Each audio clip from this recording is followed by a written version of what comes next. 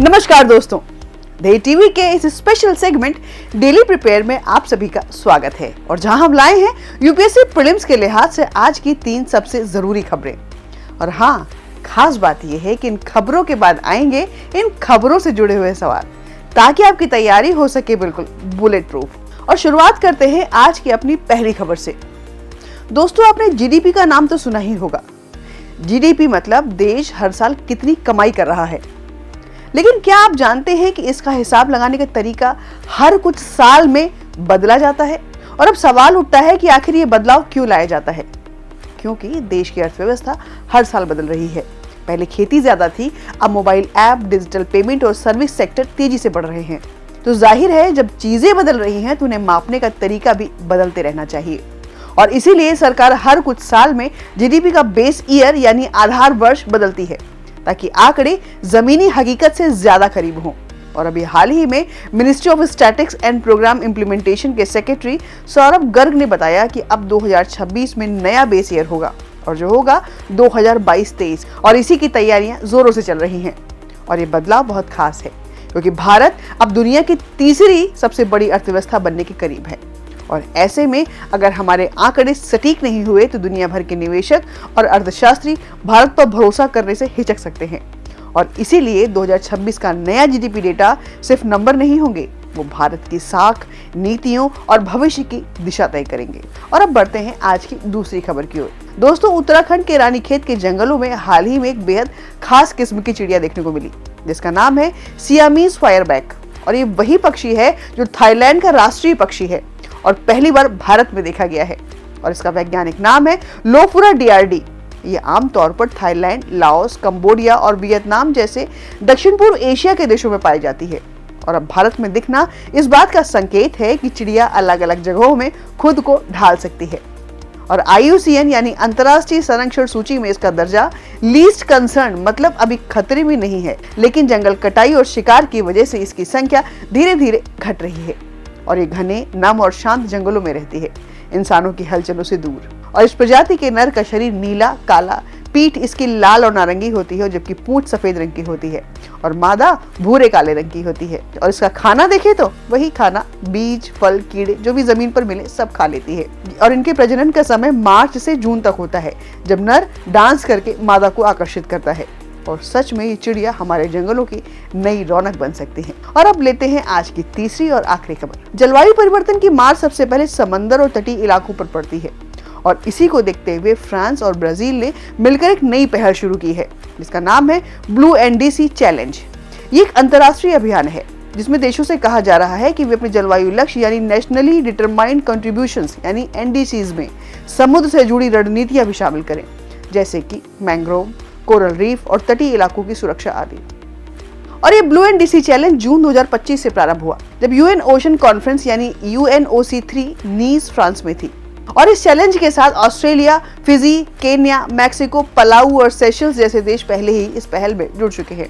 और इस चैलेंज का मुख्य उद्देश्य है समुद्री पारिस्थितिकी तंत्र को जलवायु नीति में शामिल करना, मछली पालन और समुद्री ऊर्जा जैसे सस्टेनेबल ब्लू इकोनॉमी को बढ़ावा देना, साथ ही समंदर में तेल गैस की खुदाई को धीरे धीरे खत्म करना। इसके साथ ही मैंग्रोव और कोरल रीफ को बचाकर कार्बन कैप्चर बढ़ाना। और इस पहल को UNWRI और ग्लोबल मैंग्रोव अलायंस जैसे संगठनों का समर्थन भी मिला है। ऐसे में COP30 से पहले ये कदम काफी अहम माना जा रहा है। तो ये थी आज की 3 सबसे खास खबरें। और अब देखते हैं इन खबरों से जुड़े हुए सवालों को। Over to you KC sir.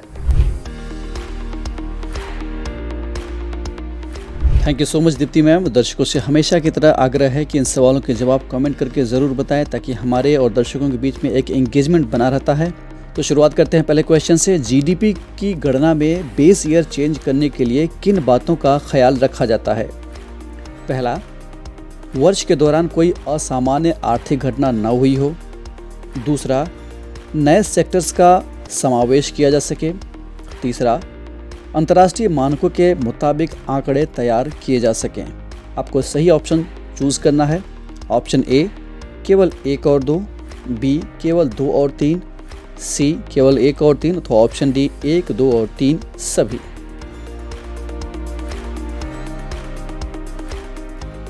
इस प्रश्न का सही उत्तर है विकल्प डी, यानी तीनों ही स्टेटमेंट सही है जैसा कि प्रश्न पूछा गया है उसके मुताबिक। बढ़ते हैं नेक्स्ट क्वेश्चन की ओर। निम्नलिखित में से पक्षी प्राकृतिक आवास यानी बर्ड हैबिटेट के कॉन्टेक्स्ट में कौन सा पेड़ सही मेल खा रहा है? पहला, सियामीज फायरबैक नम आर्द्र सदाबहार वनों में पाया जाता है। दूसरा, फिर वही पक्षी है सियामीज फायरबैक रेगिस्तानी और खुले मैदानों को पसंद करता है। तीसरा, फिर से वही सियामीज फायरबैक बर्ड है, गहन मानव उपस्थिति वाले शहरी क्षेत्रों में खूब दिखाई देता है। आपको सही ऑप्शन चुनना है। ए केवल 1, बी केवल 2 और 3, सी केवल 1 और 3 अथवा ऑप्शन डी 1, 2 और 3 सभी।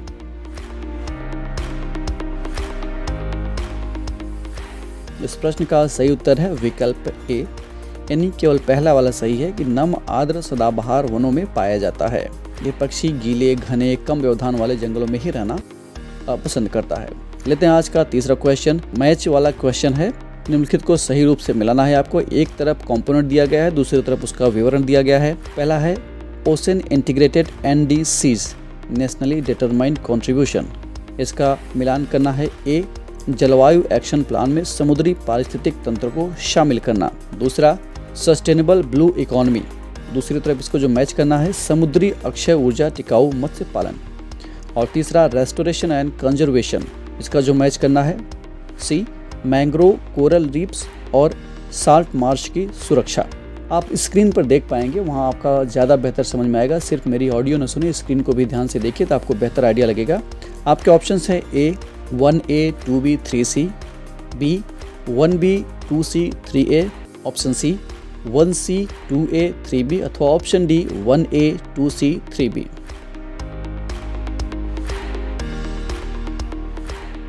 इस प्रश्न का सही उत्तर है विकल्प ए। तो दोस्तों, ये थी आज की 3 सबसे ज़रूरी खबरें और सवाल। ऐसे ही important daily current news and MCQs के लिए जुड़े रहिए हमारे साथ। अगर आपको ये फॉर्मेट पसंद आया हो तो वीडियो को लाइक कीजिए ताकि और भी स्टूडेंट्स इस बारे में जान सकें, और इसे शेयर कीजिए, कमेंट कीजिए। और हम फिर मिलेंगे अगली बार कुछ नई खबरों के साथ, नए सवालों के साथ। जय हिंद।